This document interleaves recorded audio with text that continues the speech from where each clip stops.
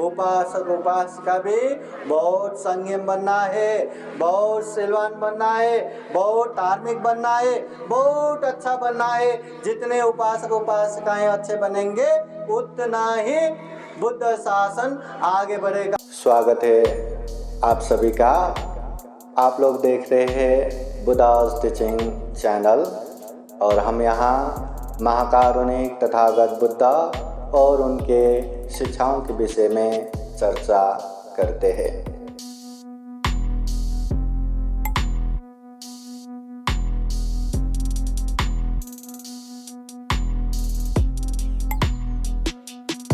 समन्ता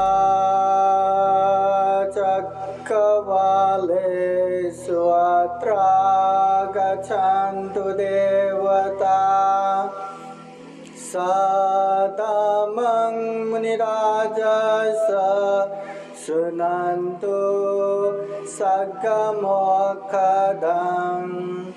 धम्मश्रवणकालो अयं वदन्ता धम्मश्रवणकालो अयं वदन्ता धम्मश्रवणकालो अयं वदन्ता। नमो तस्सा भगवतो अरहतो सम्मा सम्बुद्धस्सा। नमो तस्सा भगवतो अरहतो सम्मा सम्बुद्धस्सा।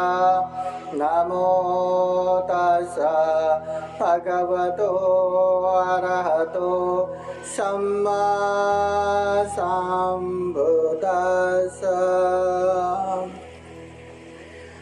महाकारुणिक तथागत भगवान बुद्ध को त्रिवार वंदना।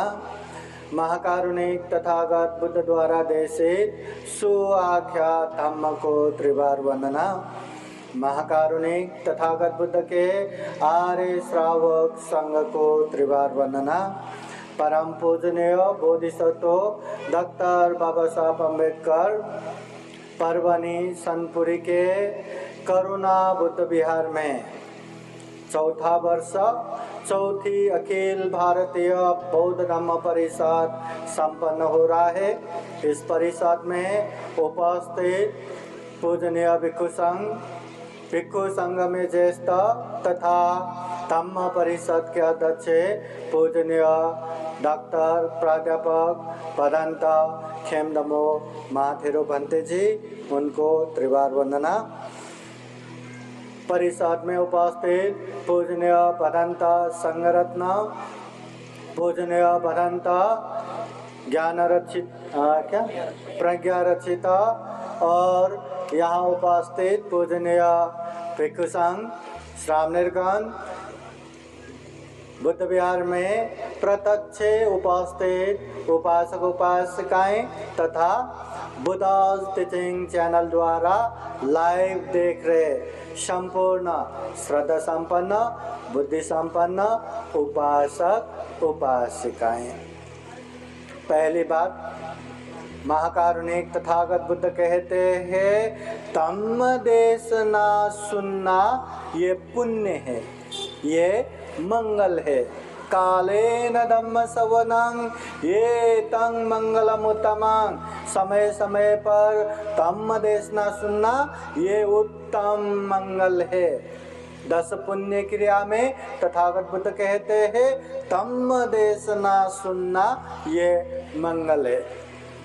अब देखिए, धम्म देशना सुनना भी मंगल है, धम्म देशना सुनना भी पुण्य है। तो ये धम्म देशना सुनाने वाले को कितना पुण्य मिलेगा, और ये धम्म का वातावरण बनाने वाले, धम्म का माहौल बनाने वाले, ये परिषद के आयोजना करने वाले को कितना पुण्य मिलेगा, बहुत ज़्यादा मिलेगा, है ना। तो इसलिए सर्वप्रथम ये सनपुरी करुणा बुद्ध विहार द्वारा विशेषतः पंचकमिति उपासक समूह है, उनके खूब मेहनत परिश्रम द्वारा 10 दिवसीय श्रामणेर प्रशिक्षण दीक्षा लेते हैं। हाँ, इस साल मुझे ये ध्यान साधना को जाना था, लगभग कंफर्म था, इसलिए मैंने शुरुआत में ही कहा था मैं नहीं आऊँगा। फिर भी वह ध्यान साधना विविध कार्यक्रम की वजह से वो कैंसिल हो गया। बीच में 13 तारीख को धम्म देशना को भी आया और आज धम्म परिषद में भी। लास्ट ईयर यहाँ धम्म दीक्षा, ये धम्म प्रशिक्षण, ये श्रामणेर प्रशिक्षण में श्रामणेर दीक्षा देने के लिए आया था। बीच में धम्म देशना करने को भी आया था और पिछले साल शुरू से लास्ट तक, अंत तक ये परिषद का अध्यक्ष बन के रहा था।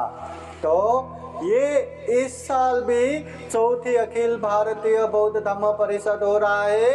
ये बहुत बड़ा पुण्य है। खुद तो पुण्य कर रहे बहुत सारे लोगों को भी पुण्य करने का मौका दे रहे। इसलिए सर्वप्रथमतः ये अखिल भारतीय चौथी बौद्ध धम्म परिषद विधिवत ये उद्घाटन हो गया, ऐसा मैं जाहिर करता हूँ। बोलिए साधु साधु साधु।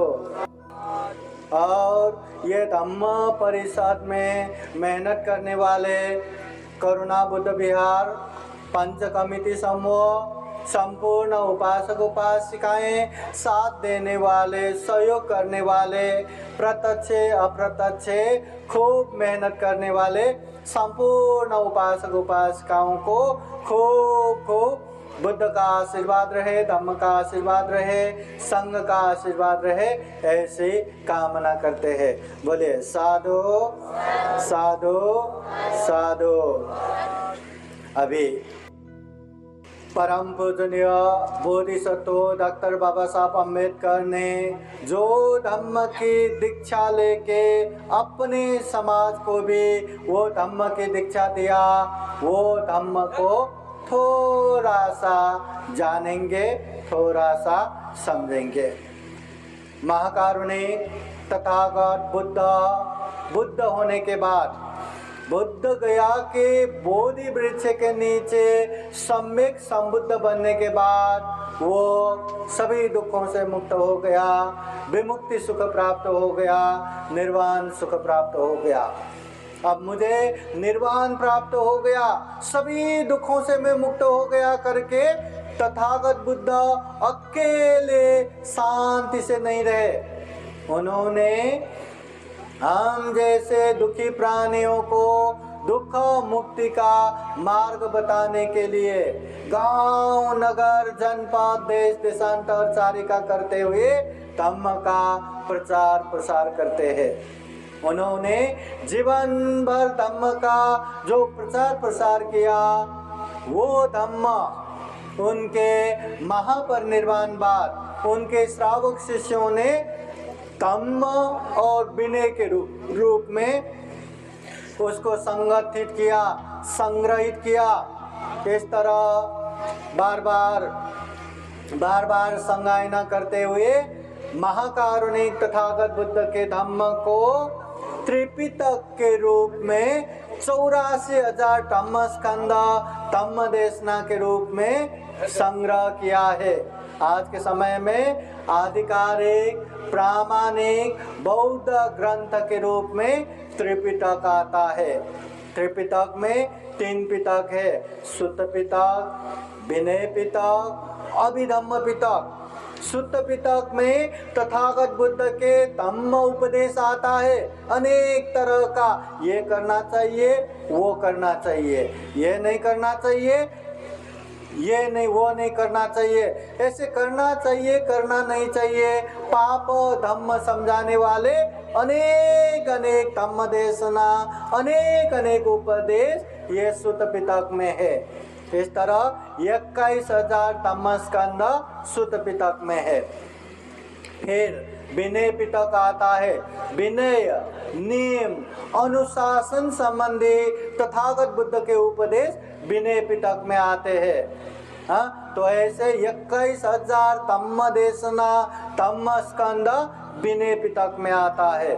फिर तीसरा पिटक आता है अभिधम्म पिटक। अभिधम्म पिटक में चित्त, चेतसिक, रूप, निर्वाण जैसे गंभीर गंभीर उपदेशों से भरा हुआ 42,000 धम्म देशना, 42,000 धम्म स्कंद ये अभिधम्म पिटक में आते हैं। इस तरह 84,000 धम्म स्कंद त्रिपिटक में है।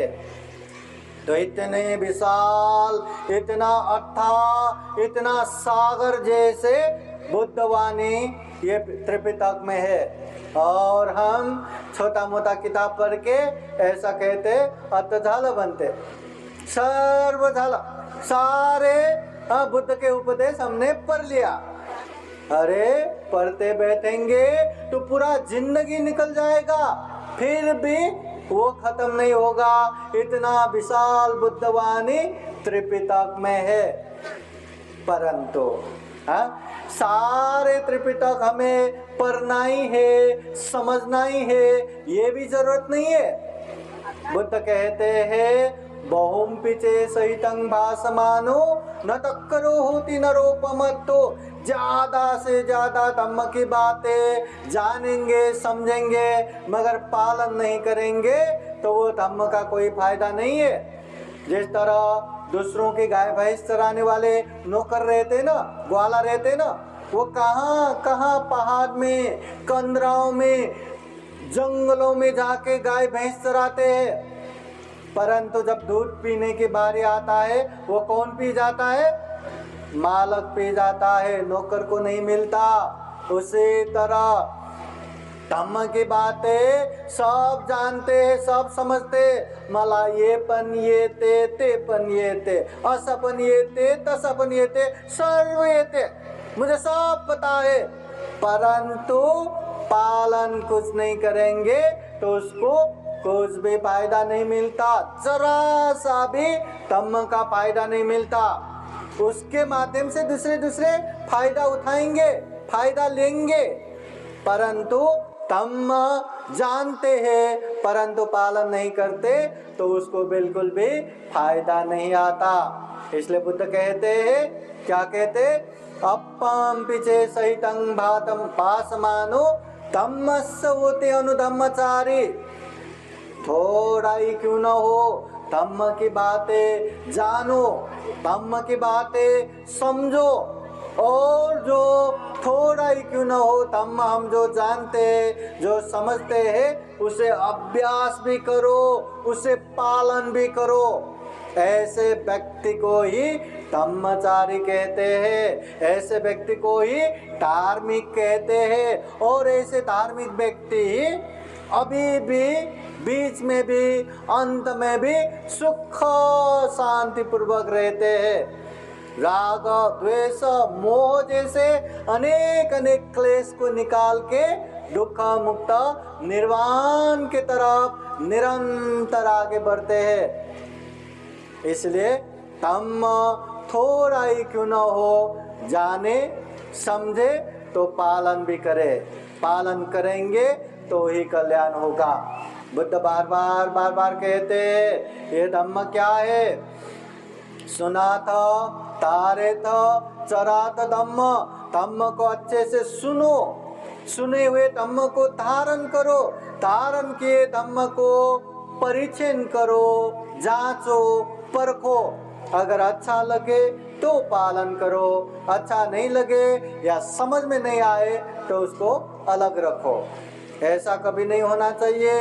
अरे आज धम्म परिषद में हमने खूब अच्छा धम्म देशना सुना, अच्छा जीवन में दान तो देना चाहिए, दान द्यायला पाहिजे हो, शील पालन करना चाहिए, शील पण पालन करायला पाहिजे, आणि ध्यान साधना पण करायला पाहिजे, ध्यान साधना भी करना चाहिए। खूब अच्छा लगा, हम जान भी गए, हम मान भी गए, और खूब साधु साधु करके हम घर गए। अब जान गए, अब मान गए तो पालन भी करना चाहिए ना। हाँ, समय समय पर दान देते जाना चाहिए, समय समय पर शील पालन करते जाना चाहिए, ध्यान साधना करते जाना चाहिए और समय समय पर करते करते करते करते निरंतर करते जाना चाहिए ना, तभी तो हमारा कल्याण होगा। अब हम जानते हैं, अब हम समझते हैं कि दान देना चाहिए, दान देना चाहिए, हम दूसरों को भी समझाते हैं दान देना चाहिए, दान देना चाहिए, पर खुद को नहीं समझाते, खुद दान नहीं देते, तो क्या फायदा हुआ क्या? दूसरों को बताएंगे शील पालन करना चाहिए और उसमें आधा घंटा 1 घंटा हम उसको समझा के बैठेंगे, शील पालन करेंगे तो ऐसा ऐसा होगा, शील पालन करेंगे तो वैसा वैसा होगा, शील पालन करेंगे तो ऐसे जीवन में फायदा आएगा, शील पालन करेंगे तो वैसा फायदा आएगा, पर पालन नहीं करेंगे खुद तो क्या फायदा?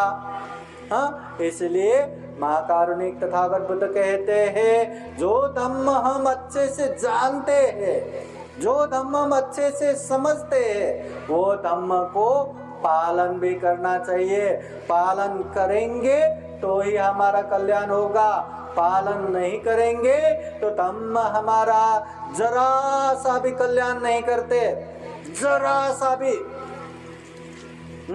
इसलिए महाकारुणिक तथागत बुद्ध बार बार कहते हैं, तम्मं चरे सुचरितं नतं दुच्चरितं चरे तम्मचारे सुखं सेति अस्मिन् लोके परमिच। अच्छे धम्म का पालन करो, गलत धम्म के पीछे मत दौड़ो। अच्छे धम्म पालन करते हैं, गलत धम्म से दूर होते हैं, तो ऐसे व्यक्ति को धार्मिक कहते हैं, धम्मचारी कहते हैं। और ऐसे धम्मचारी व्यक्ति हमेशा सुखपूर्वक रहते हैं, अभी भी, बाद में भी, यहाँ भी, वहाँ भी, इस लोक में भी, परलोक में भी सुखपूर्वक रहते हैं। इसलिए धम्म पालन करना चाहिए। जीवन में हर कोई मुझे सुख मिले, मुझे शांति मिले करके काम करते हैं, हर काम करते हैं तो वही सुख शांति के लिए, परंतु हम दूसरा काम कर करके सुख मिलेगा, शांति मिलेगा, इसका कोई गारंटी नहीं है। दूसरे काम करके सुख शांति मिलेगा, उसका गारंटी नहीं है। खूब पढ़ लिख के डॉक्टर इंजीनियर बना, बड़े बड़े अफसर बना, सुख शांति मिलेगा, उसका गारंटी नहीं है। खूब मेहनत करके खूब धन संपत्ति कमाया, खूब पैसा हो गया, उसके बाद भी सुख शांति मिलेगा ही, उसका गारंटी नहीं है। परंतु बुद्ध कहते हैं, जो पुण्य करता है, जो धम्म करता है, गारंटी है उसको सुख मिलेगा, शांति मिलेगा। इसलिए बुद्ध बार बार कहते हैं, पुण्य करो, बार बार बारंबार पुण्य करो। जो पुण्य करता है उसे उच्च प्रकार के महान सुख मिलता है। भगवान बुद्ध सारे उपदेशों का सारांश में एक ही गाथा में बुद्ध कहते हैं, सब पाप सकरणं, सभी प्रकार के पाप मत करो। कुशल से उपसंपदा, जो कुशल है, जो पुण्य है, जो धम्म है, उसे पालन करो। सचित परियोदपनं, अपने चित्त को परिशुद्ध रखो। ये तम बुद्धान शासनं, ये बुद्धों का शासन है, शिक्षा है, धम्म है, उपदेश है। क्या उपदेश है? पाप मत करो, पुण्य करो, चित्त परिशुद्ध करो। ये 3 बातें भी हम अच्छे से जानेंगे, समझेंगे, पालन करेंगे तो धम्म परिपूर्ण है। सारे धम्म इसी में आता है। अब यही बातें हम नहीं समझते, इसलिए अनेक तरह से पाप मत करो, ये भी पाप है, वो भी पाप है, हिंसा करना पाप है, चोरी करना पाप है, व्यभिचार करना पाप है, झूठ बोलना पाप है, नशा पता सेवन करना पाप है, चुगली करना पाप है, निंदा चर्चा करना पाप है, कड़ा अपशब्द बोलना पाप है, राग द्वेष मोह पाप है, मिथ्या दृष्टि पाप है, ये अनेक अनेक पाप है, इसे मत करो। दान देना पुण्य है, शील पालन करना पुण्य है, ध्यान साधना करना पुण्य है, धम्म देशना सुनना पुण्य है, धम्म देशना देना पुण्य है, माननीय व्यक्ति का सम्मान करना पुण्य है, माननीय व्यक्ति का सेवा करना पुण्य है। पुण्य करते हैं तो सभी का मंगल हो कामना करना पुण्य है। कोई ऐसे कामना करते हैं तो साधु साधु देके अनुमोदन करना पुण्य है। ये सारे के सारे पुण्य है, ये पुण्य करते जाओ। और सबसे महत्वपूर्ण बात, चित्त परिशुद्ध करो। हाँ, तो चित्त परिशुद्ध करने के लिए भी समथ ध्यान बताया है। समथ ध्यान में 40 प्रकार के अलग अलग ध्यान करने की विधि है। फिर उसके बाद विपश्यना ध्यान बताया है, और विपश्यना ध्यान से प्रज्ञा वृद्धि करते हुए दुख मुक्त निर्वाण प्राप्त करने का मार्ग बताया है। तो ये पाप नहीं करना, पुण्य करना, चित्त परिशुद्ध करना, इसमें सारे के सारे बुद्ध के वाणी, बुद्ध के उपदेश इसमें है। अभी जैसे आज यहाँ सनपुरी में धम्म परिषद हो रहा है, और हम सुबह सुबह आए छत्रपति संभाजी नगर से। हम छत्रपति संभाजी नगर से धम्म परिषद के लिए कहाँ आए? सनपुरी में आए। तो इसके लिए हमें जालना जाने की जरूरत नहीं है, हमें जिंदूर जाने की जरूरत नहीं है, हम सीधा सीधा सनपुरी आए। परंतु सनपुरी आएंगे तो रास्ते में वो तो आ ही जाएगा, पर जालना भी आ रहा है, मंठा भी आ रहा है, वो परतुर नाका भी आ रहा है, वो देवगांव फाता आ रहा है, वो ये जिंतूर आ रहा है, बोरी आ रहा है, झरी आ रहा है। हाँ, वो रास्ते में वैसे पड़ जाता है, परंतु वहीं जाऊंगा करके कहने की जरूरत नहीं है। ऑटोमेटिक अपो आप वो रास्ता आ ही जाएगा, और वो रास्ता आया करके हमें पार नहीं होता, हमें तकलीफ नहीं होता। सीधा चलते चलते, अच्छा जालना चलो चलो चलो चलो, अच्छा रामनगर चलो चलो चलो, मंथा चलो चलो, हाँ सीधा सीधा चलते आना है, चलते आना है। आना कहाँ पे? सनपुरी। हाँ, अरे मुझे तो सनपुरी जाना था, ये जालना क्यों जाना, ये मंठा क्यों जाना, जिंतूर क्यों जाना, नको सनपुरी नहीं जाऊंगा। ऐसा सोच के बैठने की जरूरत है क्या? नहीं, सीधा सीधा लक्ष्य सनपुरी के तरफ चलते जाओ, जो रास्ते में आए पार करते जाओ। वैसे ही हमारा लक्ष्य भी सुख के तरफ, और सुख में भी निर्वाणं परमं सुखं। तथागत बुद्ध कहते निर्वाण परम सुख है। तो निर्वाण की तरफ हमारा लक्ष्य है, और निर्वाण पहुंचेंगे तो वहाँ कोई भी दुख बाकी नहीं रहता, कोई भी क्लेश तृष्णा बाकी नहीं रहता। अभी निर्वाण पहुंचना है तो तृष्णा खत्म हो ही जाएगा, करना ही है। एक एक तृष्णा खत्म करूंगा तब जाके निर्वाण पहुंचेंगे, एक एक दुख खत्म करूंगा तब जाके निर्वाण प्राप्त करेंगे। वो सोचने की जरूरत नहीं, निर्वाण पहुंचना है ना, निर्वाण का रास्ता ये है। जो आए पार करते जाओ, जो आए पार करते जाओ, निर्वाण पहुंचेंगे ही, दुख मुक्त प्राप्त होगा ही। हाँ, तो इस तरह महाकारुणिक तथागत बुद्ध ने सारांश में 3 बातें बताया। पाप मत करो, पुण्य करो, चित्त परिशुद्ध करो। ये 3 चीज भी अच्छे से याद करके पालन करेंगे तो हम सभी दुखों से मुक्त निर्वाण की तरफ निरंतर आगे बढ़ सकते हैं। ये महाकारुणिक तथागत बुद्ध के उपदेश है। जिस तरह एक गाड़ा चलने के लिए या एक गाड़ी आगे बढ़ने के लिए उसको 4 पहिया लगता है, 4 चक्का लगता है। उसी तरह बुद्ध धम्म में ये बुद्ध के धम्म, बुद्ध शासन आगे लेके जाने के लिए 4 परिषद की जरूरत है। जैसे 4 चक्का लगता है वैसे ही 4 परिषद की जरूरत है। वो 4 परिषद क्या क्या है? भिक्षु परिषद, भिक्षुनी परिषद, उपासक परिषद, उपासिका परिषद। ये चारों के चारों चाहिए, तब जाके बुद्ध धम्म आगे बढ़ेगा। अभी हम कार से आए, कार में भी 4 चक्का रहता है और वो चारों के चारों चक्का अच्छा होना चाहिए, वो पहिया अच्छा होना चाहिए, तब जाके हम जहाँ जाना है वहाँ आराम से पहुँच पाएंगे। अब चारों में से एक चक्का में भी पंक्चर हो गया, हवा खत्म हो गया या कोई प्रॉब्लम हो गया तो वो गाड़ी आगे बढ़ेगा क्या?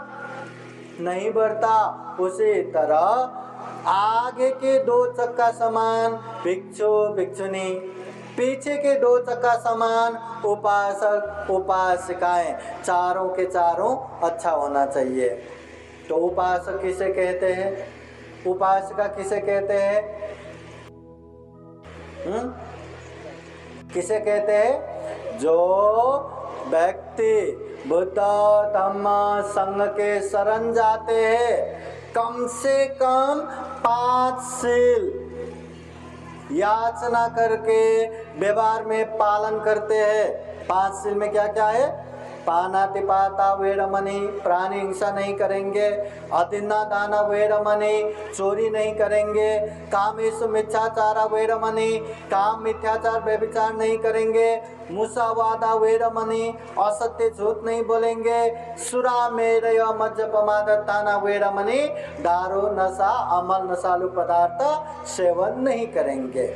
हाँ, जो व्यक्ति बुद्ध धम्म संघ के शरण जाते हैं, ये 5 शील अच्छे से पालन करते हैं, ऐसे पुरुष व्यक्ति को उपासक कहते हैं, ऐसे महिला व्यक्ति को उपासिका कहते हैं। बुद्ध धम्म के हिसाब से यहाँ कोई भेदभाव नहीं है, सारे इंसान एक समान है।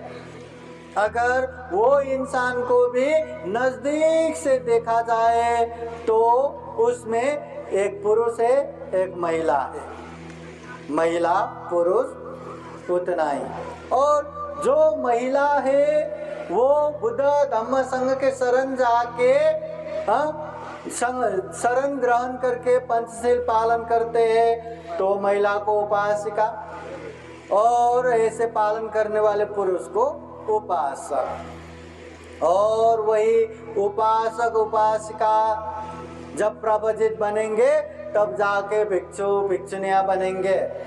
आप लोगों को पता है ना, भिक्षु भिक्षुनी वैसे ही जन्म होते हैं क्या?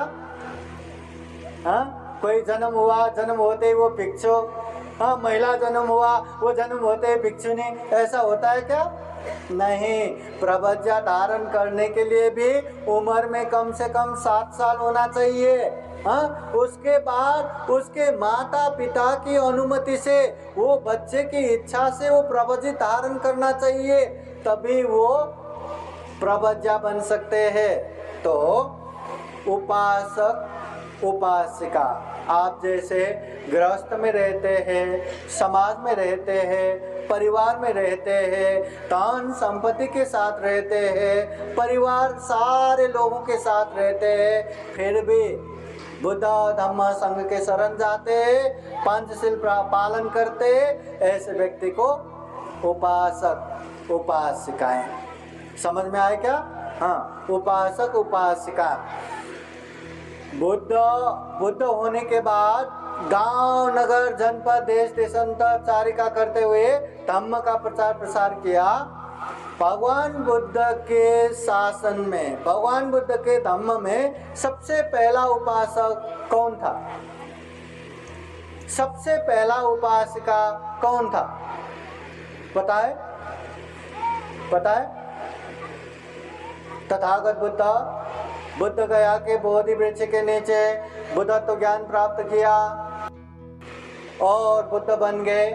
बुद्ध बनने के बाद अब उन्होंने धम्म प्रचार प्रसार के लिए सबसे पहले पंच भद्र वर्गियों को ध्यान में रखते हुए बुद्ध गया से सारनाथ की तरफ चले गए। हाँ, तो बुद्ध गया के सारनाथ की तरफ चले गए, वहाँ धम्मचक्र प्रवर्तन किया, वो सारे के सारे भिक्षु बन गए, बाद में दूसरे भी आ गए, फिर चारों ओर धम्म का प्रचार प्रसार किया और 80 साल की उम्र में तथागत बुद्ध कुशीनगर में महापरिनिर्वाण को प्राप्त हो गया। तो इन बीचों में तथागत बुद्ध के धम्म में सबसे पहले उपासक बनने वाला कौन था, सबसे पहले उपासका बनने वाला कौन था, यह हमें जान के रखना जरूरी है। महाकारुणिक तथागत बुद्ध बन गए। बुद्ध बनने के बाद कहते उन्होंने बुद्ध बनने के ठीक वही दिन में, मतलब रात को बुद्ध बने वही दिन में उपासिका सुजाता ने सोने के पात्र में शुद्ध खीर बना के दान दिया था, सोने के पात्र के साथ। और कहते हैं सिद्धार्थ बोधिसत्व ने नदी में स्नान करके वो 49 निवाला 49 निवाला बना के वो ग्रहण किया। और कहते हैं बुद्ध बनने के बाद उन्होंने 7 सप्ताह मतलब 49 डेज तक उन्होंने कोई भी अन्न ग्रहण नहीं किया।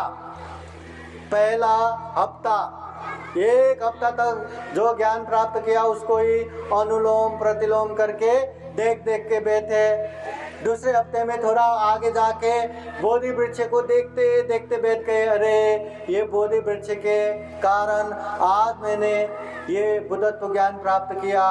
ये बुद्धत्व ज्ञान प्राप्त करने के लिए न जाने मैंने कितने जन्म लिया, हाँ, कितने पारमिता पूर्ण किया।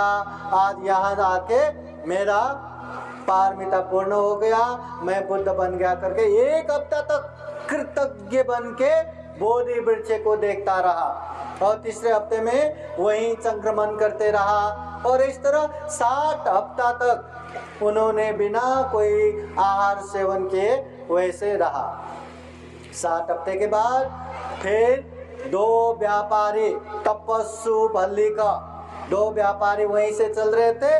तो उन लोगों ने भगवान बुद्ध को देखते ही एकदम ये तो महापुरुष होगा। और भगवान बुद्ध तो 32 महापुरुष लक्षण से युक्त, 80 अनुव्यंजन से युक्त, जो देखते उनको साक्षात देवता मानते थे, इतना प्रभावशाली। और बुद्ध बनने के बाद वो चेहरे पे तेजी अलग। तो बुद्ध को देखने के बाद वो 2 व्यापारी खूब प्रसन्न होके सत्तू मह है ना ऐसे दान दे के जाते हैं और वो बुद्ध के शरण जाते हैं। परंतु उस समय संग नहीं था, तो बुद्ध धम्म के शरण जाने वाले पहले उपासक, जिसे द्वैवाचिक उपासक कहते हैं। द्वैवाचिक बुद्ध और धम्म, त्रैवाचिक नहीं, द्वैवाचिक। तो बुद्ध धम्म के शरण जाने वाले पहले उपासक ये तपस्सु भालू का। फिर उनके बाद अब ये ज्ञान प्राप्त जो हुआ है उसको मैं किसको उपदेश दूं करके ध्यान में रखते हुए पंचभद्र वर्गीय को याद किया। वो लोग कहाँ है? वाराणसी के सारनाथ ऋषिपतन मृगदावन में। फिर बुद्ध गया से सारनाथ की तरफ चलते हैं। चलते चलते बीच में एक उपक नामक आजीवक भी मिलते हैं। उपक आजीवक, तो वो मिलके बुद्ध को देख के पूछते, दिखने में ही बहुत शांत दिखते हो, आप कौन है? आप किसका गुरु है? तो वो कहते मैंने सारे क्लेश मार्ग को पराजित करके बुद्ध बन चुका हूँ, मैं जीन हूँ, मैं बुद्ध हूँ, मेरा कोई गुरु नहीं है। ऐसा कहने पर वो उपक आजीवक होगा ऐसे गुरु के बिना ज्ञान प्राप्त होगा करके अहंकार अभिमान से वहां से चले गए। वो व्यक्ति इतना अभागा था, सामने बुद्ध था, बुद्ध से बातें करने का मौका भी मिला, परंतु अपने अहंकार से होगा होगा करके हुंकार देते हुए वो चले गए। बुद्ध का उपदेश सुनने का मौका नहीं मिला। फिर तथागत बुद्ध ऋषिपतन वृंदावन में गए, वहाँ पंचभद्र वर्गीय को धम्म चक्र प्रवर्तन दिए, उपदेश दिए। कौंडन्य, ओप्पा, महानाम, भद्य, अस्सजी, पांचों ने एक एक करके ज्ञान प्राप्त किया। सभी जन भिक्षु बन गए। बाद में भगवान बुद्ध के अनंत लखन सूत्र सुन के सभी के सभी दुख मुक्त अनंत होते हैं। फिर उसके बाद वाराणसी के बहुत बड़े सेठ के एकलौते पुत्र, जो इतने सुख सुविधा में रह रहे थे, गर्म समय में बैठने के लिए अलग महल, बरसात में रहने के लिए अलग महल, ठंडी समय में रहने के लिए अलग महल, अनेक सुख सुविधा से परिपूर्ण, सोने का खड़ाऊ, जूता पहनते थे। ऐसे वो यश नामक सेठ का पुत्र, वो भी सुख सुविधा देख देख के मध्य रात में वो घर से भागे थे। ओहो भय, ओहो उपद्रव, हाँ, चारों ओर भय है, चारों ओर उपद्रव है करके मध्य रात को भाग के वो जंगल में आया था। तो वहां आते आते भगवान बुद्ध मिल गया।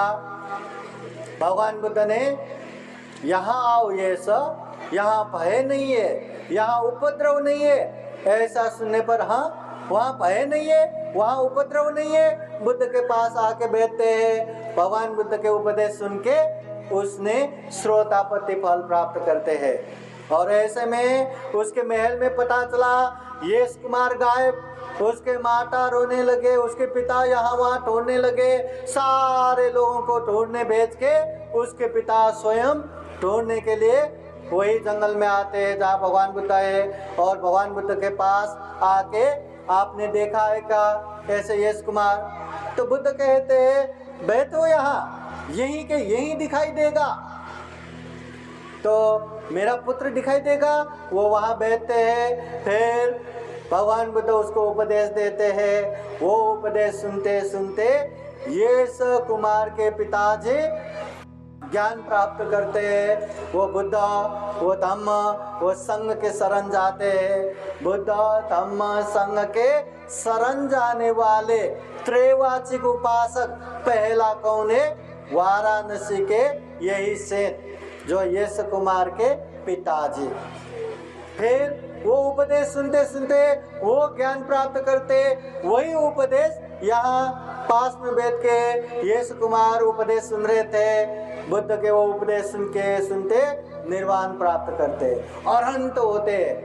और अरहंत होने के बाद कोई भी व्यक्ति गृहस्थ बन के नहीं रह सकता। 24 घंटे के अंदर उसको प्रवज्या जीवन नहीं मिलता तो वो जिंदा भी नहीं रहते। इतना पार रहता है ये अरहंत गुण धम्म। तो फिर यश कुमार वहाँ आते हैं, पिताजी उसको देख के खूब प्रसन्न होते हैं। घर में तुम्हारे माँ रो रही है, चलो चलो। फिर यश कुमार बुद्ध के तरफ देखते हैं और बुद्ध कहते हैं ऐसे ऐसे ज्ञान प्राप्त कर चुके तुम्हारे पुत्र, क्या आप फिर से गृहस्थ बन पाएंगे क्या? तो वो भी ज्ञान प्राप्त कर चुके थे, तो क्या करो? फिर यश कुमार प्रवज्या मांगते हैं, भिक्षु बनते हैं। और अगले दिन यश कुमार के पिता ने उसके घर में बुलाते हैं। फिर वहाँ जाते हैं, वहाँ उपदेश देते हैं। तो यश कुमार के माता सुजाता, ये वही सुजाता है जिन्होंने बुद्ध बनने से पहले सोने के पात्र के साथ खीर दान दिया था। हाँ, वो सुजाता ने बहुत बड़े बोधि वृक्ष, बहुत बड़े ये पीपल के पेड़ के नीचे एक पाकल रखा था। अगर समय होने के बाद अच्छे घर पे मेरा शादी होता है, पहला बच्चा पुत्र रत्न प्राप्त होता है, तो मैं हर साल यहाँ पूजा करने के लिए आऊँगा करके पाकल रखा था। और बन गए तो हर साल बैसाख पूर्णिमा के दिन पूजा करने के लिए आते थे। वही समय पे बुद्ध मिला और सोने के पात्र के साथ खीर दान दिया था। तो वही सुजाता भगवान बुद्ध के उपदेश सुन के उसने भी श्रोतापति फल प्राप्त करते हैं। बुद्ध धम्म संघ के शरण जाते हैं। तो बुद्ध शासन में पहला उपासिका, बुद्ध धम्म संघ के शरण जाने वाली पहली उपासिका कौन? वाराणसी के सुजाता, वो अरंत भिक्षु यश के माता जी है। हाँ, तो ये सुजाता पहले उपासिका। तो उपासक उपासिका, अच्छे उपासक अच्छे उपासिका रहेंगे तो प्रवजित बनने वाले भिक्षु भिक्षुनियां भी अच्छे ही रहेंगे। इसलिए उपासक उपासिकाएं हमारे घर में भी 2 बेटे 3 बच्चे ऐसा रहा तो संकल्प करना चाहिए, एक बच्चा मैं फिक्स डिपॉजिट में डालूंगा। अब फिक्स डिपॉजिट बोले तो क्या है? घर में रहा तो जो भी बेटे हैं वो बहू का हो जाता है, जो भी बेटियां हैं वो दामाद का हो जाता है। माता पिता की सेवा करते हैं नहीं करते, आज के समय में आज के परिवेश में गारंटी नहीं बरका, गारंटी नहीं है। परंतु अगर हम फिक्स डिपॉजिट में डालते हैं, प्रबज्जा बनाते हैं, भिक्षु या भिक्षुनी बनाते हैं तो गारंटी है वो जिंदगी भर माता पिता की ख्याल रखेगा, रेख देख करेगा। तथागत बुद्ध कहते हैं माता पिता को जरूरत पड़ा तो एक बच्चा प्रवजित बना तो भी भिक्षा मांग के वो भिक्षा पात्र में जो प्राप्त हुआ है वही खाना दे दे के भी माता पिता की सेवा कर सकते हैं। हाँ, पालन पोषण कर सकते हैं। तो ऐसे फिक्स डिपॉजिट या अपने बच्चे को प्रबज्जा जीवन जीने का मौका देना चाहिए। माता पिता देंगे तो बच्चे में भी वो उत्साह आता है, नहीं तो जो दुख हम भुगत रहे हैं अपने बच्चे को ही, आओ बेटा हम भुगत भुगत के बोर हो गए, अब तुम भी भुगतो। हाँ, तुम भी आओ काम करो, तुम भी आओ शादी करो, तुम भी आओ बच्चों को पालन पोषण करो, तुम भी आओ ये करो वो करो। संसार ऐसा ही चलता रहेगा। परंतु प्रबज्जा दीक्षा देना कितना महत्वपूर्ण बात है। सम्राट अशोक बुद्ध धम्म में दीक्षा लेने के बाद धम्म का प्रचार प्रसार करते करते 84,000 नगर में 84,000 बुद्ध विहार और 84,000 स्तूपा बनाते हैं। हमें एक बुद्ध विहार बनाने के लिए कितना मुश्किल है, उन्होंने 84,000 अलग अलग नगर में 84,000 बुद्ध विहार और स्तूपा बनाया। इतना धम्म का काम किया। उनके समय में संगायना करके बुद्ध धम्म को देश विदेश में फैलाया। अब इतना होने के बाद अपने गुरु अरंत भिक्खु मोगली पुत्र तीर्थेरों के पास जाते और विनती करते, पंते जी क्या मैं बुद्ध शासन का अंशयार बन गया क्या, बुद्ध शासन का दायाद बन गया क्या? पंते जी कहते महाराज अभी नहीं बने। अरे मैंने इतना धम्म का काम किया फिर भी नहीं बना, ऐसे कैसे, क्या करना पड़ेगा? अरंत भिक्षु कहते हैं अगर बुद्ध शासन का अंशयार बनना है तो अपने ही संतान को बुद्ध शासन में त्याग करना पड़ेगा, दान देना पड़ेगा, भिक्षु या भिक्षुनी बनाना पड़ेगा। सम्राट अशोक, वो सम्राट जिसका पुत्र महेंद्र भावी सम्राट है। हम ये घर छोड़ के बंदे बनो, हाँ, एक थोड़ा सा खेती है वो छोड़ के प्रबज्जा ले लो बोलने के लिए कितना मुश्किल है, कितना आसक्त रहता है, लालच रहता है। वो तो सम्राट बनने वाला, उसको कैसे बंदे बन के जाओ को, हाँ, और अपने राजकुमारी कैसे उसको प्रबज्जा बन के जाओ कहूँ। फिर भी सम्राट के इच्छा के हिसाब से उसके पुत्र महेंद्र भिक्षु बन के अरंत होते, उसके बेटी संघमित्रा भिक्षुनी बन के अरंत होते। ये महेंद्र अरंत भिक्षु के कारण श्रीलंका में बुद्ध धम्म पहुँचते, जिसकी वजह से फिर एक बार सारे दुनिया में ये बुद्ध शासन प्रचार होते हैं। और उसके सम्राट अशोक के बेटी संघमित्रा ने यहाँ से श्रीलंका में भिक्षुणी शासन स्थापना करने के लिए गए थे। तो यहाँ से जाते जाते बुद्ध गया से बोधि वृक्ष लेके गए थे, जो आज तक श्रीलंका के अनुराधपुर में आज तक है। मतलब 2200-2300 साल पुराना वो बोधि वृक्ष को आज भी बचा के रखा है। हाँ, तो ये पुत्र पुत्री या अपने संतान प्रबज्जा होने के बाद ही सम्राट अशोक अंशयार बन गए। तो आप लोग तो आराम से अंशयार बन सकते, अपने बच्चों को बुद्ध शासन में प्रवचित देके अच्छे से बुद्ध शासन का दायक बन सकते, अंशयार बन सकते। धन्य है वो माता, धन्य है वो पिता जो अपने संतान को बुद्ध शासन में अर्पण करते हैं। बुद्ध शासन में दान देंगे तो बहुत बड़ा पुण्य हो ही गया, और जीवन भर अपने लिए भी एक बैकअप, एक फिक्स डिपॉजिट, एक रेख देख करने वाला एक संतान हमेशा रहेगा। इसलिए बहुत बड़ा ये पुण्य कार्य है। और बहुत सारे लोगों को लगता है घर में 2 बच्चे हैं, एक खूब मेहनत करके आज्ञाकारी बन के पढ़ते हैं और एक बहुत मस्ती करते, पढ़ाई नहीं करते, तो उसके माता पिता क्या कहते? बनते जी ये बहुत ही बदमाश है, बहुत ही मस्ती करता है, लेके जाइए इसको, बनते बनाइए। अब जो मस्ती करने वाले, जो बदमाश है, उसको बनते बनाएंगे तो वो तालीम हो के अच्छे बनने के लिए कितना टाइम लगेगा, और वो भी तालीम लेके अच्छा बनेगा नहीं बनेगा उसका भी गारंटी नहीं है। और अच्छे तो घर में ही रख दिया, जो अच्छे नहीं है उसे लेके जाओ बोलेंगे। याद रखना, अच्छे उपासक अच्छे भिक्षु बनेंगे, अच्छे उपासिका अच्छे भिक्षुनी बनेंगे। तो उपासक उपासिकाएं घर गृहस्थ में रहने वाले। अब भिक्षु कौन है, भिक्षुनी कौन है?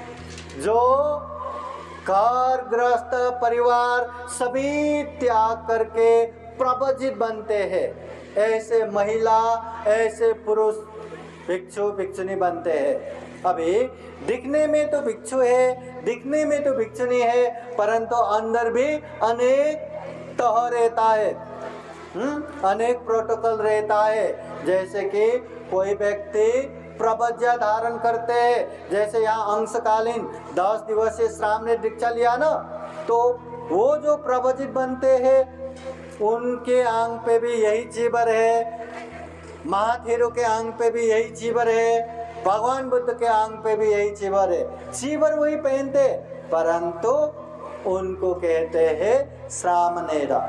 क्या कहते हैं? श्रामणेरा। हाँ, तो श्रामणेर जब जीवन भर के लिए पंथे बन के रहते हैं, उम्र में कम से कम 20 साल, उसके बाद कितना भी हो, हाँ, पूजनीय भिक्षु संघ के सामने उपसंपदा दीक्षा लेते हैं तो उसे कहते हैं भिक्षु। हाँ, जैसे यहाँ ये उपाली, पहले श्रामणेर उपाली था, अभी भिक्षु बनने के बाद प्रज्ञा रचिता है ना, पंजा रखिता भिक्षु बन गया। हाँ, तो पहले श्रामणेर, फिर उम्र में कम से कम 20 साल या उससे ज़्यादा होने के बाद फिर एक बार दीक्षा लेना पड़ता है, जिसे उपसंपदा दीक्षा कहते हैं, फिर जाके वो भिक्षु बनते हैं। अभी भिक्षु बनने के बाद जो 10 साल परिपूर्ण होता है, भिक्षु बनने के बाद उसका उम्र शुरू हो गया। श्रामणेर बन के कितने साल भी रहो वो मतलब नहीं है, पर भिक्षु बनते ही उसका उम्र शुरू हो गया।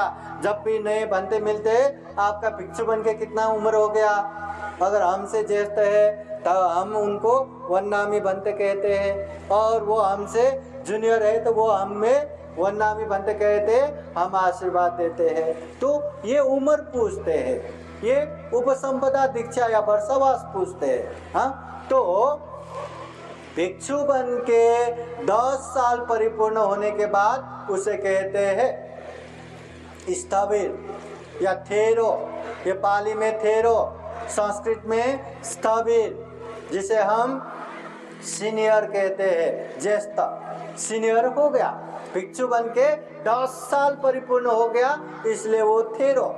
जैसे मुदितानंद थेरो है ना, ये महावीरो थेरो, ये थेरो बनते हो गया। वैसे ही उपसंपदा दीक्षा लेके भिक्षु होके 20 साल परिपूर्ण होता है तो उसे कहते हैं महाथेरो। क्या कहते हैं? महाथेरो। संस्कृत में इसको महास्थवीर कहते हैं। हाँ, मोस्ट सीनियर, मतलब एकदम सीनियर, ज्येष्ठ और ज्येष्ठ। महाथेरो के बाद दूसरा महाथेरो नहीं है, बस महाथेरो तक ही है। जैसे यहाँ उपस्थित पूजनीय प्राध्यापक डॉक्टर खेमदम्मो महाथेरो, पूजनीय डॉक्टर इंद्रवंश महाथेरो, 20 साल परिपूर्ण हो गया। अब 30 साल हो, 40 साल हो, 50 साल हो, 100 साल हो, महाथेरो ही।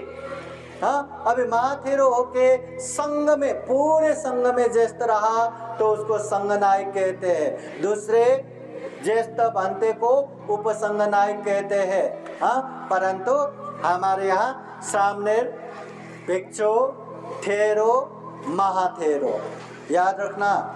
हाँ, कोई भी प्रवचन लेने वाले को हम श्रामणेर कहते हैं, श्रमण कहते हैं। जो उपसंपदा दीक्षा ले चुके उसे भिक्षु कहते हैं। एकदम श्रद्धा पूर्वक हम पंते कहते हैं, पंते या पंते जी। हाँ, और 20 साल परिपूर्ण होने के बाद उसे महाथेरो, 10 साल परिपूर्ण होने के बाद उसे थेरो। और जब पंते मिलते हैं तो हम क्या कहते हैं? जैसे दूसरे कोई मिलता है, जैसे हम नमस्कार कहेंगे, जैसे नमो बुद्धाय कहेंगे, जैसे जय भीम कहेंगे, वैसे पंते मिलेंगे तो क्या कहेंगे? बहुत सारे लोग यहाँ जय भीम बंते जी कहते हैं। हाँ, और कोई तो नमो बुद्धाय बंते जी कहते हैं। बंते जी को क्या कहना चाहिए? वंदामी बंते जी या वंदना बंते जी, ऐसा कहना चाहिए। वो भी हाथ जोड़ के, रास्ते में मिला तो ऐसे वंदामी बंते जी, ऐसा सर झुका के। और जब जगह मिले तो पंचांग वंदना करना चाहिए। हाँ, दोनों पैरों पे बैठ के, हाँ, घुटने पे बैठ के, गुदग्यावर बसून, हाँ, 5 अंग परिपूर्ण करके वर्णन करना चाहिए। 5 अंग बोले तो 2 घुटने, ये 2 हाथ और 1 सर, 5 अंग एक ही बार में जमीन पे टेक के नमस्कार करना, इसे कहते हैं पंचांग वंदना। ऐसे पंचांग वंदना करके वंदामि बंते जी ऐसा करना। यहाँ बुद्धं नमामि, तम्मं नमामि, संघं नमामि करके 3 बार वंदन करते हैं ना, ऐसा वंदना करते हैं। इसलिए याद रखना, बंते जी को जय भीम बंते जी ऐसा नहीं बोलना। बंते जी को नमो बुद्धाय बंते जी ऐसा भी नहीं कहना। बंते जी को कहना है वंदामि बंते जी, वंदना बंते जी। बोलिए जरा, वंदामि बंते जी, वंदना बंते जी, दोनों एक ही है। जैसे हम नमस्कार करते हैं, गुड मॉर्निंग, गुड आफ्टरनून कहते हैं, नमो बुद्धाय कहते हैं, जय भीम कहते हैं, वैसा ही है। परंतु पंते को विशेष रेस्पेक्ट, सम्मान दे के हम वंदामि कहते हैं। वंदामि कहेंगे तो बंते जी सुखी हो, मंगल हो करके हमें आशीर्वाद देते हैं। अब जय भीम बोलेंगे तो बंते जी भी जय भीम ही बोलेंगे, नमो बुद्धाय बोलेंगे तो नमो बुद्धाय बोलेंगे, नमस्कार बोलेंगे तो नमस्कार ही बोलेंगे, गुड मॉर्निंग बोलेंगे तो गुड मॉर्निंग ही बोलेंगे ना। परंतु वंदामि बंते जी बोलेंगे तो हमें आशीर्वाद मिलेगा, इसलिए हमेशा वंदामि बंते जी।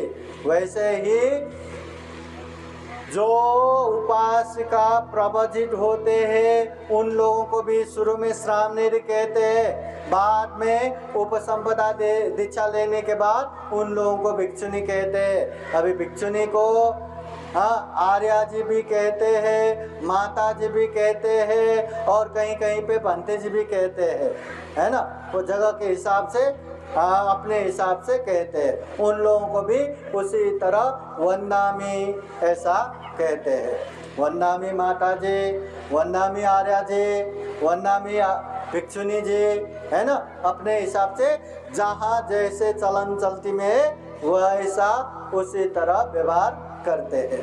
तो भिक्षु भिक्षुनी, जैसे एक गाड़ा में, एक कार में 4 पहिए, आगे का है भिक्षु भिक्षुनी, पीछे का है उपासक उपासिकाएं। गाड़ा चलाते कि नहीं, कार चलाते कि नहीं, कौन कौन चलाते, हाथ उठाइए। हाँ, जो कार चलाते उन लोगों को अच्छे से पता है, सामने वाले की पहिए का काम है रास्ता दिखाना, लेफ्ट जाना है, राइट जाना है, सीधा जाना है, उतना ही काम है। आगे पीछे इधर उधर करना। और पीछे वाले के का जो पहिया है ना, उसका प्रमुख भूमिका है ब्रेक पकड़ना, उसका ही काम, एकदम जोर से भगाना उसका ही काम, स्लो लेके जाना उसका ही काम, सारा कंट्रोल उपासक उपासिका पीछे वाले पहिए में रहते हैं। इसलिए बुद्ध धम्म में जब जब उपासक उपासिकाएं बहुत सीलवान होके आएंगे, बहुत धार्मिक बन के आएंगे और बहुत एक्टिव होके आएंगे, बुद्ध धम्म बहुत आगे तक जाएगा, बहुत आगे तक लेके जाते हैं। और जब उपासक उपासिकाएं ईगो में रहेंगे, अहंकार में रहेंगे, एक दूसरे के ऊपर लांछना लगाते रहेंगे, मान सम्मानित होते रहेंगे, दान देने की बात करेंगे, दान नहीं देंगे, शील पालन करने की बातें करेंगे, शील पालन नहीं करेंगे, ध्यान साधना करने की बातें करेंगे, ध्यान साधना नहीं करेंगे, अच्छे बनने की बातें करेंगे पर अच्छे बनने का नाटक ही करेंगे, तो ऐसे हुआ तो बुद्ध शासन रुक जाएगा। और रुकना ही नहीं, बहुत पीछे भी खींच के लड़ाएगा। इसलिए उपासक उपासिका भी बहुत संयम बनना है, बहुत सिलवान बनना है, बहुत धार्मिक बनना है, बहुत अच्छा बनना है। जितने उपासक उपासिकाएं अच्छे बनेंगे उतना ही बुद्ध शासन आगे बढ़ेगा। रास्ता दिखाने के लिए भिक्षु भिक्षुनी है, मार्गदर्शन करने के लिए पूजनीय भिक्षु संघ है, बस आगे बढ़ाने के लिए उपासक उपासिकाएं। आज यहाँ धम्म परिषद हो रहा है, ये क्या पंडित जी कर रहे हैं क्या? सारा पैसा गोला करना, पैसा उठाना, सारा खर्च करना क्या पंडित जी कर रहे हैं क्या? अगर पंडित जी को ही करना है तो कब होगा ये धम्म परिषद? आज यहाँ कितना धम्म परिषद हो रहा है। कल के दिन वहाँ लातूर में, बस ये बीर में, ये सिरसला के पास तारूर में हो गया। परसों के दिन ये नांदेड़ में कांचन नगर एक दरा में हो गया। उससे पहले परभनी में, मुलावा में, डाबर में, यहाँ वहाँ कितना धम्म परिषद हो गया। उपासक उपासिकाएं जब सक्रिय रहेंगे, जब धर्म में अग्रगामी बनेंगे, शीलवान दानवान पुण्यवान बनेंगे, ऐसे पुण्य कार्य बहुत ज्यादा होता रहेगा। इसलिए भिक्षु संघ मार्ग निर्देशन करेगा, करना उपासक उपासिकाओं को है। हाँ, तो जिस तरह उपासक उपासिकाएं बुद्ध शासन में पहला होने वाले ये सुजाता के माता पिता, ये एस कुमार के माता पिता है, उसी तरह बुद्ध धम्म में पहला भिक्षु बनने वाला कौन है? पहला भिक्षुनी बनने वाला कौन है? कौन है? जब सिद्धार्थ बोधिसत्व का नामांकन हुआ, उस समय 108 ब्राह्मण बुला के नामाकरण करने लगाया। तो उस समय सर्व अर्थ सिद्ध करने वाले के हिसाब से उनका नाम सर्वार्थ सिद्ध अर्थात सिद्धार्थ रखा था। उस समय वो 108 में भी 8 बहुत पहुंचे हुए विद्वान थे। उसमें से 60 लोगों ने 2 उंगली उठा के बोला था, ये राजकुमार अगर दरबार में रहेंगे तो निश्चित रूप से चक्रवर्ती राजा बनेगा, अगर ये बालक गृह त्याग करेंगे तो लोक का बुद्ध बनेंगे। 2 उंगली। तो ऐसे में वो 8 में सबसे छोटा कौंडन्य एक ही उंगली उठाता है और कहते हैं ये बालक किसी भी हालत में दरबार में रहने वाला नहीं है, ये गृह त्याग करेगा ही और ये लोक के शास्ता बुद्ध ही बनेगा। एक ही उंगली उठाया था। और जब उनको पता चला कि 29 साल की उम्र में उन्होंने गृह त्याग किया, तो कौंडिन्य अपने मित्रों के पास जाते कि बुद्ध बनने के लिए सिद्धार्थ ने गृह त्याग किया, अब हम भी उनके शिष्य बनते, चलो। ऐसे कहने के लिए दोस्तों के पास गया। कोई दोस्त मर चुके हैं, कोई उनके पुत्र को समझाया, किसी ने हाँ बोला, किसी ने ना बोला। ऐसे अपने मित्र के पुत्र 4 लोग जमा करके वो 5 जन सिद्धार्थ के नाम से गृह त्याग किया। जब 6 साल तक दुष्कर तपस्या कर रहे थे, ये 5 आके सिद्धार्थ बोधिसत्व का सेवा करते हैं। जब उन्होंने वो दुष्कर तपस्या छोड़ दिया, इसका तप भंग हो गया, अब ये बुद्ध नहीं बनेगा करके उनको छोड़ के ये वाराणसी ऋषिपतन मृगदावन सारनाथ में जाके रुके थे। और बुद्ध बनने के बाद वहां जाते हैं, धम्मचक्र प्रवर्तन करते हैं। तो धम्मचक्र प्रवर्तन करने के बाद सबसे पहले 5 में ज्येष्ठ कौंडिन्य वो ज्ञान प्राप्त करते हैं, धर्मचक्षु प्राप्त करते हैं, फिर वो भिक्षु बनते हैं। बाकी जन भी भिक्षु बनते हैं और फिर एक एक जन श्रोतापति फल प्राप्त करते हैं। और 5वें दिन में अनंत लखन सुक्त उपदेश सुन के सभी दुख मुक्त बनते हैं। तो याद रखना, बुद्ध धम्म में सबसे पहला भिक्षु बनने वाले व्यक्ति कौन है? कौंडिन्य। पंचभद्र वर्गीय में सबसे ज्येष्ठ कौंडिन्य। ये वही कौंडिन्य है जो राजगृह में भिक्षाटन जाते समय ये उपतिष्ठ परिव्राजक जो सारिपुत्र भिक्षु बन गया, उपतिष्ठ ने देख के अरे इन्होंने अमृत धम्म प्राप्त किया होगा, मुझे जानना है। उनके पीछे पीछे जाते रहे, भिक्षाटन के समय में पूछने नहीं गया। जब उनका भिक्षाटन हो गया, जब एक जगह पे खाना हो गया, जब आराम से बैठे, तब जाके नमस्कार करके पूछते हैं, आप बहुत ही शीलवान गुणवान मालूम पड़ता है, आप कौन है, आपका धम्म क्या है, आपका गुरु क्या है। उस समय एक ही गाथा द्वारा उपदेश देते, ए धम्मा हेतु पववा तेसं हेतु तथागतो आह तेसं च यो निरोधो ये वंगवादि महासमनो। बस इतना उपदेश देते, पंत जी समझ में आया, बस श्रोतापति फल प्राप्त किया। उसने जाके अपने मित्र को बताया, पोलित परिव्राजक जो बाद में महामौदगल्यायन भिक्षु बन गया, उसको भी बताया, उसने भी श्रोतापति फल प्राप्त किया। अपने गुरु को बताया, गुरु नहीं माने। 500 मित्रों में 250 से ज्यादा मित्र को लेके भगवान बुद्ध के पास आके भिक्षु बन गए। और वही सारिपुत्र प्रज्ञा में एतदग्ग स्थान सहित अरंत हो गए। मौदगल्यायन ये रिद्धि शक्ति में एतदग्ग सहित अरंत हो गए। भगवान बुद्ध के अग्र श्रावक बने, राइट हैंड लेफ्ट हैंड समान, ये सारिपुत्र मौदगल्यायन। तो ये सारिपुत्र कौंडिन्य भिक्षु को इतना श्रद्धा, इतना आस्था रखते थे कि जिस तरफ उसको पता चला कि उस तरफ कौंडिन्य भंते जी है, वो सिर उस तरफ ही रख के सो जाते थे। एक समय ऐसा हो गया, कौशल देश के राजा ये बास वो रात गुजारने के लिए एक ही जगह पे, कौशल देश के राजा इस तरफ और सारिपुत्र बनते यहाँ पे है और कौंडिन्य बनते उस तरफ, उस दिशा में। राजा की तरफ पैर करके सो गया, परंतु अपने गुरु की तरफ ही सर करके सो गया। मतलब राजा है, क्या कहेंगे, क्या बोलेंगे, इतना गुरु के सब प्रति सम्मान।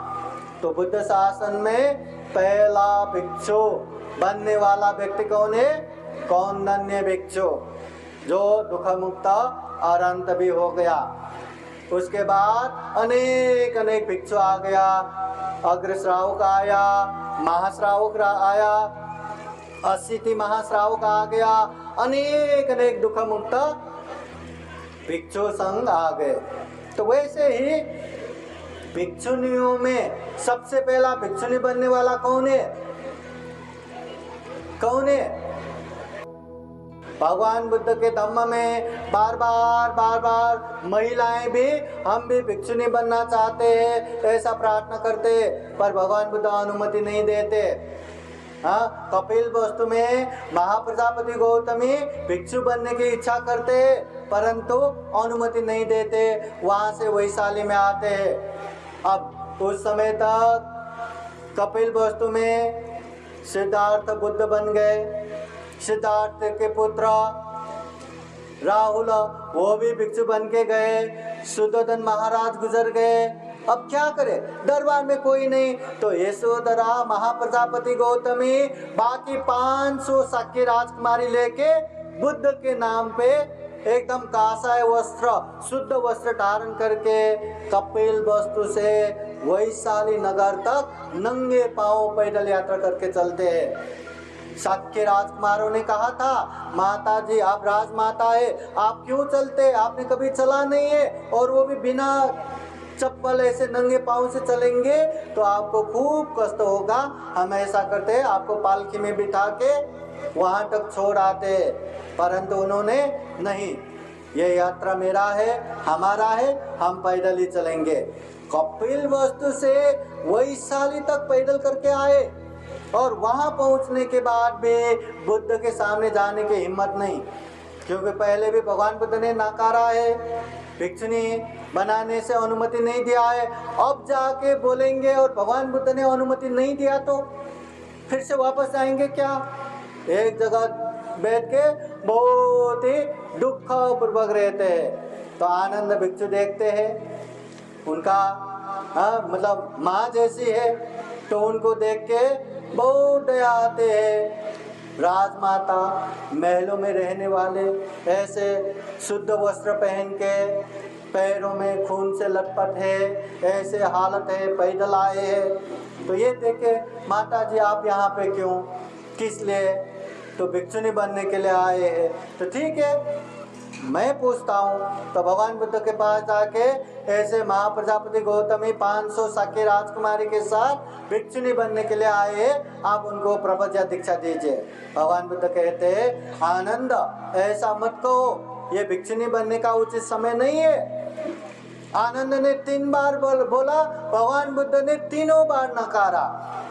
फिर भगवान बुद्ध को आनंद मनते कहते, भगवान क्या आपके धम्म में जिस तरह पुरुष प्रवजित बन के दुख मुक्त बन सकते हैं, महिलाएं दुख मुक्त नहीं बन सकते क्या? बुद्ध कहते हैं बन सकते हैं, तो फिर क्यों उन लोगों को रोक रहे? तो बुद्ध, आनंद तुमने ज्यादा ही भिक्षुनी बनाने के लिए बोला है। मेरा शासन, मेरा धम्म 5000 चलने वाले हैं, तो अब से ये धम्म का आयु आधा होगा। हाँ, अगर भिक्षुनी 8 गरु धम्म पालन करते तो मैं भिक्षुनी प्रवजा देने के लिए तैयार है। तो 8 गरु धम्म आनंद मनते महाप्रजापति गौतमी को सुनाते, सब लोग तैयार होते, फिर भिक्षुनी बनते हैं। तो बुद्ध शासन में सबसे पहले भिक्षु बनने वाले कौन है? महाप्रजापति गौतमी। और एक बात याद करना है, बहुत जगह पे अभी बुढ़ापे हो चुका है, कैसे भिक्षुनी बन सकते हैं? नहीं, अनुमति नहीं, ऐसा भी कहने वाले यहाँ लोग मिलता है। आप लोगों की जानकारी के लिए बता दूं, जब महाप्रजापति गौतमी भिक्षुनी बने तब उनका उम्र 80 साल की थी। 120 साल तक वो जिंदा रही। तो 80 साल की उम्र में वो बुद्ध शासन में पहला भिक्षुनी बन गई, और बाद में 500 जन भी भिक्षुनी बन गए। फिर तो सारे महिलाओं को भिक्षुनी बनने का अनुमति मिला। वहाँ खेमा महारानी भिक्षुनी बन गई, दुख मुक्त अरंत हो गया। पताचारा भिक्षुनी बन गई, दुख मुक्त अरंत हो गया। कृषा गौतमी भिक्षुनी बन गई, दुख मुक्त अरंत हो गया। बहुत सारे भिक्षुनी बन के दुख मुक्त हो गया। हाँ, तो बुद्ध शासन में पहला भिक्षुनी बनने वाले कौन है? महाप्रजापति गौतमी। और पहला भिक्षु बनने वाले कौंडिन्य भिक्षु। पहला उपासक अरंत भिक्षु, यश के पिता, वाराणसी के सिंह। पहला उपासिका सुजाता जो अरंत भिक्षु येस की माता, और उससे पहले भी तपस्वी भल्लुक बुद्ध के शरण में जाते हैं, परंतु उस समय संग नहीं था, तो बुद्ध और धम्म के शरण जाने वाले द्वैवाचिक उपासक बने। इस तरह याद रखना, बुद्ध शासन में 4 परिषद है, भिक्षु परिषद, भिक्षुणी परिषद, उपासक परिषद, उपासिकाएं परिषद। ये 4 परिषद जब तक अच्छा रहेगा, विनय पूर्वक रहेगा, ये धम्म लंबे समय तक जाएगा। जब जब विनय में कमजोर रहेगा, अनुशासन में कमजोर रहेगा, शील में कमजोर रहेगा, शील पालन करना छोड़ेगा, तब ये धम्म भी कमजोर पड़ने लगेगा और धम्म नाश होने लगेगा। इसलिए बुद्ध कहते हैं विनयो नाम शासन आयु। ये विनय ही ये शासन का आयु है, धम्म का आयु है। हमेशा उपासक उपासिकाएं अपने धम्म गुरु भिक्षु भिक्षुणी के प्रति नतमस्तक होना चाहिए, आदर सत्कार भाव से पेश आना चाहिए, सेवा सत्कार करना चाहिए, मान सम्मान देना चाहिए, तन मन धन से सेवा करना चाहिए। ऐसा उपासक उपासिका करेंगे तो भिक्षु भिक्षुणियां भी रहेंगे।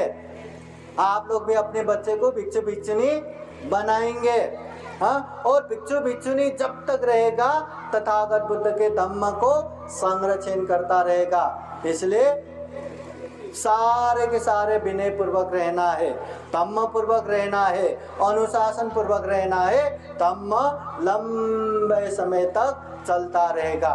जब जब धम्म पालन करना छोड़ेगा, शील पालन करना छोड़ेगा, तो ये धम्म भी कमजोर होना शुरू होगा। हम वो बुद्ध को मानते हैं जो बुद्ध अनंत है, निर्वाणगामी है, सम्यक संबुद्ध है, और उनके शिष्य बन के न जाने लाखों करोड़ों भिक्षु भिक्षुणी बन के दुख मुक्त अनंत हो गए। करोड़ों करोड़ उपासक उपासिकाएं अपने जीवन को धन्य धन्य बनाए। ऐसे बुद्ध के शरण जाके हम भी अच्छे बनेंगे, हम भी अनुशासनशीलवान में रहेंगे, तो हमारा भी कल्याण होगा और बुद्ध के शरण सार्थक होगा। नहीं तो बुद्ध के शरण गए, हम यहीं झगड़ा करके बैठेंगे, जातीय भेदभाव करते बैठेंगे, तू मैं करके बैठेंगे, द्वेष दुराभावना रखेंगे, लालची बन के रहेंगे, तो कोई भी फायदा नहीं है। उपासक उपासिकाएं, ये तथागत बुद्ध के धम्म खूब महान है, खूब महत्वपूर्ण है, परंतु धम्म पालन करेंगे तो ही कल्याण होगा।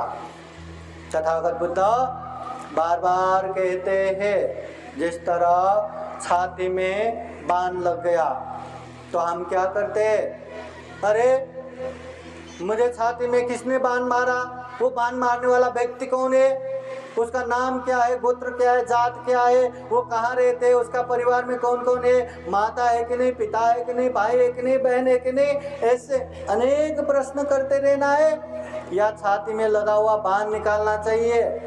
क्या करना चाहिए, बाण निकालना चाहिए। बाण निकाले बिना अनेक प्रश्न करते रहेंगे तो बाण की वजह से उसका मृत्यु जल्दी होगा, उसका प्रश्न खत्म नहीं होगा। उसी तरह जीवन में भी अनेक अनेक दुख और कष्ट है। अब हम अनेक चीजों में फंसते रहेंगे, दुख से दुख मुक्ति जाना वहीं के वहीं रह जाएगा, जीवन वैसे ही खत्म होगा। जिस तरह हम कहीं निकलते हैं, कोई काम लेके निकलते हैं, अचानक से हमारे सर पे आग लग गया, हम क्या करते हैं, ये आग भी हमारा ही है, ये सर भी हमारा ही है, हम आराम से इसको बुझाएंगे। हम इतने बिजी है, इतना व्यस्त है, पहले सारा काम निपटा लेंगे, फिर घर में आके आराम से आग बुझाएंगे। ऐसा कहते हुए वो निकलते हैं क्या? नहीं। जैसे ही आग लगा, दुनिया भर के काम एक तरफ, आग बुझाना एक तरफ, पहले आग ही बुझाएगा। उसी तरह तथागत बुद्ध कहते हैं जीवन में जरा जीर्ण मरण रूपी आग जल रहा है, न चाहते हुए भी हम बुढ़ापे की तरफ, न चाहते हुए भी बीमारी की तरफ, न चाहते हुए भी हम मृत्यु की तरफ भाग रहे। तो ऐसे जीवन में सबसे पहले दुख से दुख मुक्ति की तरफ जाना चाहिए। हाँ, अगर दुख मुक्ति की तरफ जाना छोड़ के हम अनेक काम धंधे पे व्यस्त रहेंगे तो ये जरा जीर्ण मरण रूपी आग कब हमें राख बना देगा पता ही नहीं चलेगा। बुद्ध कहते हैं कि जो मनुष्य पति लाभ हो, मनुष्य जीवन प्राप्त होना दुर्लभ है, प्राणी जगत में अमूल्य है, सर्वश्रेष्ठ है, पुण्यवान है। ऐसे जीवन ये वो अनेक काम धंधा करके खत्म करने के लिए नहीं है। खूब पुण्य करना चाहिए, खूब धम्म करना चाहिए। उपासक उपासिकाएं यही पुण्य करने के लिए, यही धम्म करने के लिए हम धम्म देशना सुनते हैं, हम धम्म का माहौल बनाते हैं। फिर एक बार आज सनपुरी करुणा बुद्ध विहार में चौथी अखिल भारतीय बौद्ध धम्म परिषद संपन्न हो रहा है। धम्म परिषद में साथ देने वाले, सहयोग करने वाले, प्रत्यक्ष अप्रत्यक्ष सहभागी सभी उपासक उपासिकाएं सभी के जीवन में खूब खूब सुख हो, शांति हो, मंगल हो, कल्याण हो। जीवन में ढेर सारा पुण्य धम्म करते हुए ये दुर्लभ जीवन, यह अमूल्य जीवन, प्राणी जगत में सर्वश्रेष्ठ जीवन को सफल बना सके, सार्थक बना सके, दुख मुक्त निर्वाण की तरफ निरंतर आगे बढ़ सके, ऐसी कामना करते हुए ये धम्म देशना यही समापन करते हैं। सभी का मंगल हो, सभी का कल्याण हो। भवतु सप्प मंगलम्। साधु साधु साधु। बुद्धं नमामि, बुद्ध को नमन करता हूँ। धम्मं नमामि, धम्म को नमन करता हूँ। संघं नमामि, संघ को नमन करता हूँ।